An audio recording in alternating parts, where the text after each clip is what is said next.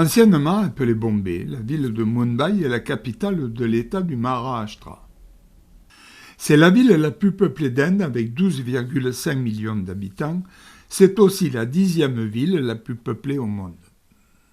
Mumbai est située à l'ouest de l'Inde, à l'embouchure du fleuve Ulhas, sur la côte occidentale du pays. Elle est située en bordure de la mer d'Arabie.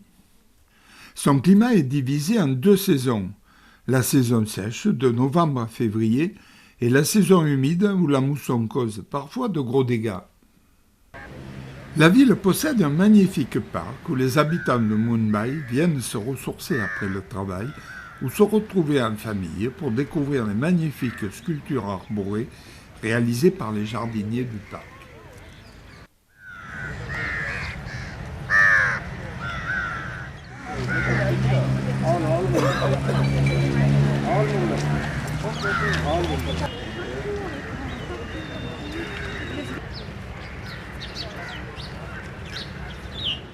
Nous voici devant le monument incontournable de Mumbai, la Porte de l'Inde. Il est de style indo-mouresque et il fut réalisé à l'occasion de la venue du roi George V et de la reine Marie à Bombay. La structure est en basalte jaune de Karaudi, le tout renforcé par du béton. Le dôme central mesure 16 mètres de diamètre et s'élève jusqu'à 28 mètres de haut.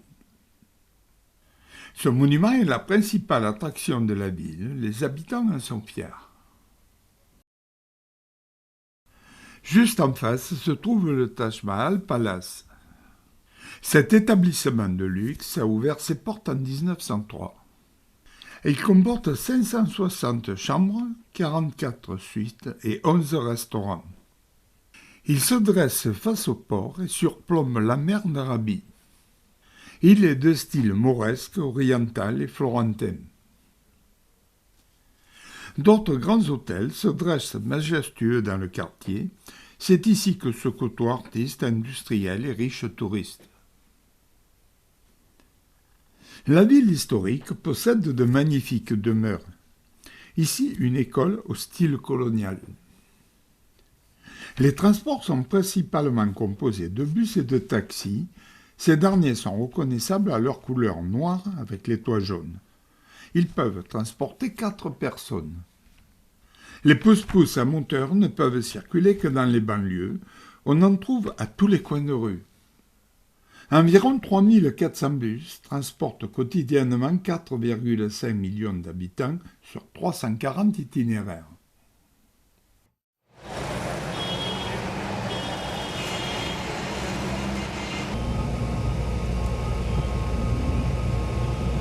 Après avoir aperçu les richesses de la ville, nous voici dans les quartiers pauvres où la misère apparaît sous toutes ses formes, parfois tristes, parfois étonnantes. Tel ce coiffeur œuvrant en pleine rue avec pour seul atelier le trottoir, ou ces dames essayant de vendre quelques bibelots aux touristes.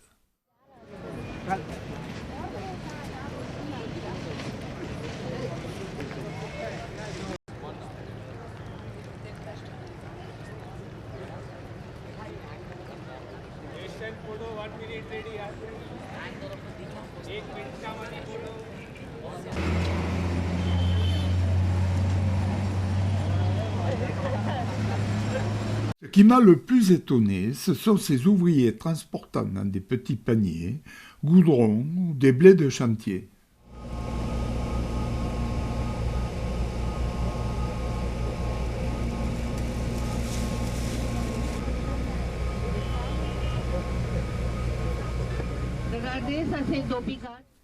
J'ai expliqué en début de vidéo l'importante population de Mumbai, 12,5 millions d'habitants intramuros, mais aussi 15 millions si l'on compte la ville et ses environs. Tous ces gens ont besoin de laver ou de faire laver leur linge. Le manque d'eau dans certains quartiers les oblige parfois à avoir recours à des professionnels. Vestige de l'époque coloniale, c'est ici qu'était lavé le linge des troupes britanniques. Aujourd'hui, des dizaines de blanchisseurs, si je puis les appeler ainsi, s'affairent à abattre du linge sur de grosses pierres implantées à l'intérieur de bacs remplis d'eau. Un reportage télévisé expliquait qu'à cause d'un manque récurrent d'approvisionnement, tout l'ensemble n'était desservi en eau que 4 ou 5 heures par jour.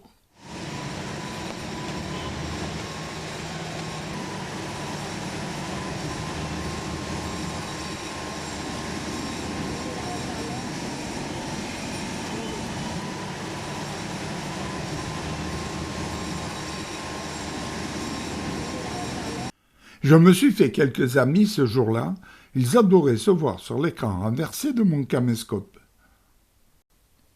Nous longeons maintenant le port de pêche. La vétusté des bateaux confirme mes dires au sujet de la pauvreté d'une grande partie de la population de Mumbai. Les pêcheurs entretiennent avec les moyens du bord des bateaux d'un autre âge. Ils ont beaucoup de mérite. Si l'on dépasse cette zone réservée aux professionnels de la pêche, on longe une zone que je nommerai entre guillemets zone artisanale.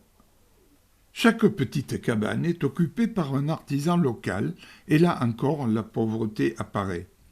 Pour eux, il s'agit de survie. Comment ne pas admirer leur ténacité ?